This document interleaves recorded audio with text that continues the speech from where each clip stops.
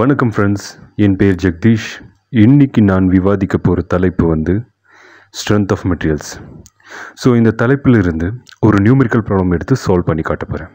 இந்த numerical problem எந்த சாப்டர்லேருந்து எடுக்கப்பட்டு இருக்குன்னா, bending stresses and shear stresses in beams.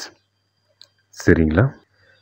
இப்போது முதல்ல நான் நியூமெரிக்கல் ப்ராப்ளமோட கேள்வியை படிச்சிடுறேன்.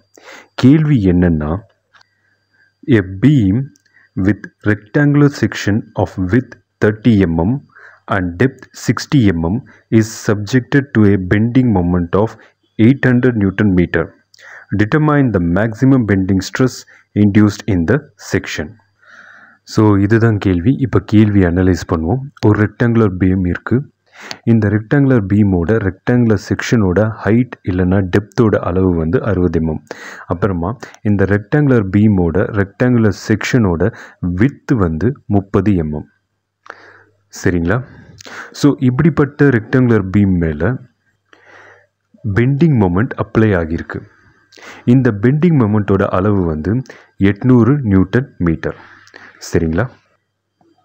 இப்போது நம்ம இந்த கேள்வியில் என்ன கண்டுபிடிக்கணும்னா, இந்த ரெக்டாங்குலர் பீம் மேலே அப்ளை ஆகியிருக்கிற பெண்டிங் மொமெண்ட், அதாவது 800 நியூட்டன் மீட்டர் அளவுள்ள பெண்டிங் மொமெண்ட்டால் எவ்வளவு மேக்ஸிமம் பெண்டிங் ஸ்ட்ரெஸ் இன்டியூஸ் ஆகும் இந்த பீமுக்குள்ளே. சரிங்களா? இதுதான் நம்ம கண்டுபிடிக்கணும். அதாவது பெண்டிங் ஸ்ட்ரெஸ் எதாவது க்ரியேட் ஆகுது, ஏதாவது பெண்டிங் மொமெண்ட் அப்ளை ஆகுறதுனால இல்லை பெண்ட் பண்ணுறதுனால தான் உள்ள பெண்டிங் ஸ்ட்ரெஸ்ஸஸ் க்ரியேட் ஆகும். ஸோ அப்படி பார்த்தா இந்த கேள்வியில் 800 நியூட்டன் மீட்டர் அளவுள்ள பெண்டிங் மொமெண்ட் அப்ளை ஆகியிருக்கு.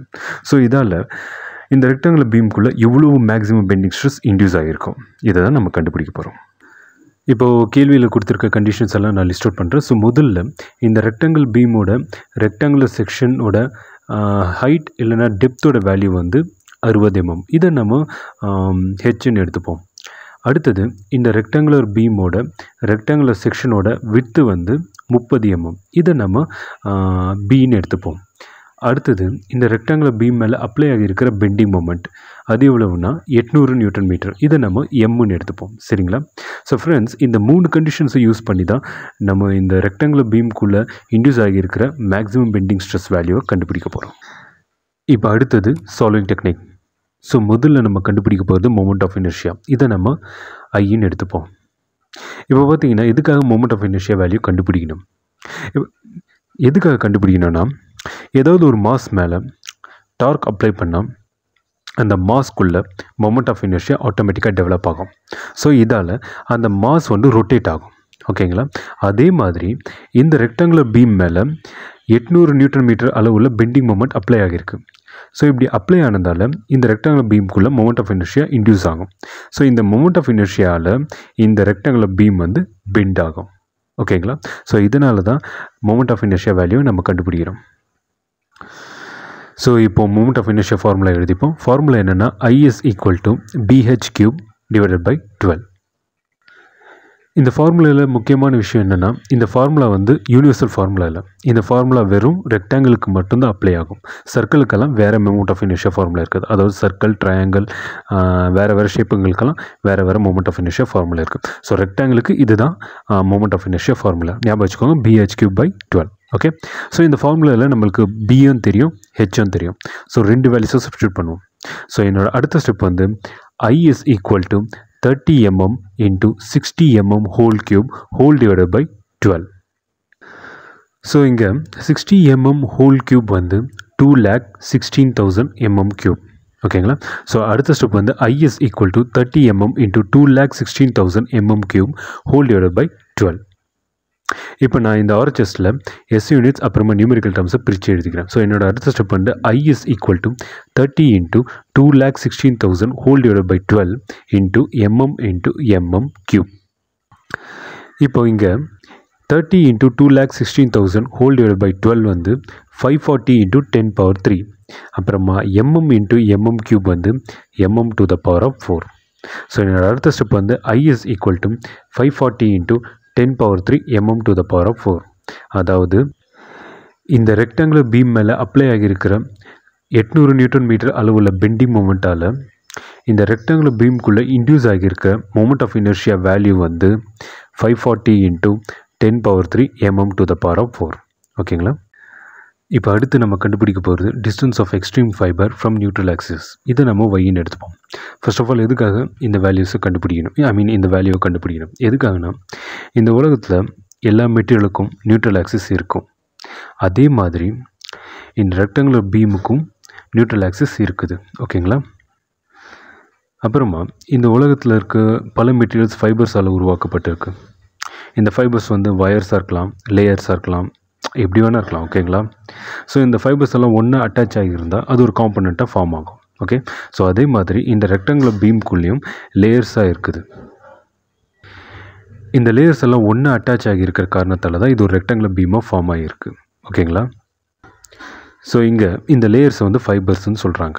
ஓகே, இப்போ நம்ம என்ன கண்டுபிடிக்கணும்னா, இந்த ரெக்டாங்குலர் பீமோட நியூட்ரல் ஆக்சிஸில் இருந்து இந்த ரெக்டாங்குலர் பீமில் இருக்க கடைசி லேயர் வரைக்கும் எவ்வளவு லென்த் இருக்குது, இதை தான் நம்ம கண்டுபிடிக்கணும்.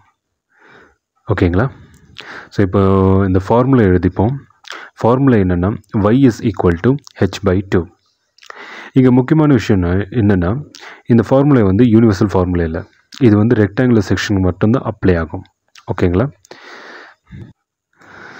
ஸோ இந்த ஃபார்முலையில் நம்மளுக்கு ஹெச் வேல்யூ தெரியும். ஸோ வேல்யூ சப்ஸ்டியூட் பண்ணுவோம். ஸோ அடுத்த ஸ்டெப் வந்து y is equal to 60 mm/2. இதில் 60 mm/2 வந்து 30 mm. So y is equal to 30 mm. அதாவது இந்த ரெக்டாங்குலர் பீமோட நியூட்ரல் ஆக்சிஸில் இருந்து இந்த ரெக்டாங்குலர் பீமோட கடைசி லேயர் வரைக்கும் இருக்கிற லென்த் வேல்யூ வந்து 30 mm. ஓகே, ஸோ இப்போ அடுத்து நம்ம கண்டுபிடிக்க போகிறது மெயின் வேல்யூ, அதாவது மேக்ஸிமம் பெண்டிங் ஸ்ட்ரெஸ். இதை நாம் சிக்மா பின்னு எடுத்துப்போம். இந்த பெண்டிங் ஸ்ட்ரெஸ்ஸோட பேசிக் ஃபார்முலா என்னென்னா, sigma B is equal to m into y whole divided by I. இதில் சிக்மா பி வந்து பெண்டிங் ஸ்ட்ரெஸ், m வந்து பெண்டிங் மொமெண்ட், y வந்து distance of extreme fibre from neutral axis, அப்புறமா i வந்து moment of inertia. So இந்த ஃபார்முலையில் நம்மளுக்கு m, i அப்புறமா yயோட வேல்யூஸ் தெரியும். ஸோ இந்த 3 வேல்யூஸை சப்ஸ்டியூட் பண்ணும். ஸோ என்னோட அடுத்த ஸ்டெப் வந்து sigma B is equal to 800 Newton meter into 30 mm whole divided by 540 into 10 power 3 mm to the power of 4. இப்போ இங்கே இந்த மீட்டர் வந்து 1000 mm, அதாவது 10 power 3 mm. ஸோ அதனால் இந்த மீட்டர் வந்து நான் 10 power 3 mmன்னு எழுதிக்கிறேன். ஸோ என்னோட அடுத்த ஸ்டெப் வந்து sigma B is equal to 800 into Newton into 10 power 3 mm into 30 mm whole divided by 540 into 10 power 3 mm to the power of 4. இப்போ நான் இந்த ஆர்ஹெச்எஸில் இருக்க எஸ் யூனிட்ஸ் அப்புறமா நியூமெரிக்கல் டேர்ம்ஸை பிரித்து எழுதிக்கிறேன். ஸோ என்னோட அடுத்த ஸ்டெப் வந்து sigma B is equal to 800 into 10 power 3 into 30 whole divided by 540 into 10 power 3 into newton into mm whole divided by mm to the power of 4. இப்போ இங்கே 800 into 10 power 3 into 30 whole divided by 540 into 10 power 3 வந்து 44.44. அப்புறமா இங்கே mm into mm வந்து mm square. So அடுத்த step வந்து sigma B is equal to 44.44 into newton into mm square whole divided by mm to the power of 4. ஓகேங்களா?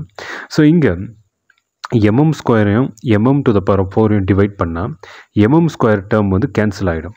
அப்புறமா mm to the power of 4 term இருக்குது இல்லைங்களா, இது வந்து mm ஸ்கொயராக கன்வெர்ட் ஆகிடும்.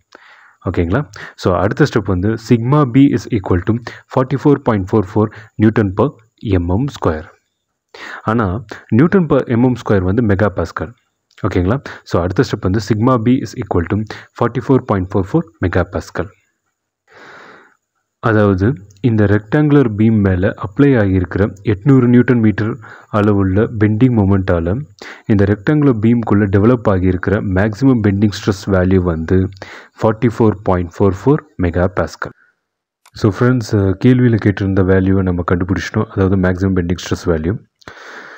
ஸோ எனக்கு தெரிஞ்ச முறையில் நான் இந்த ப்ராப்ளமை சால்வ் பண்ணி காட்டினேன்.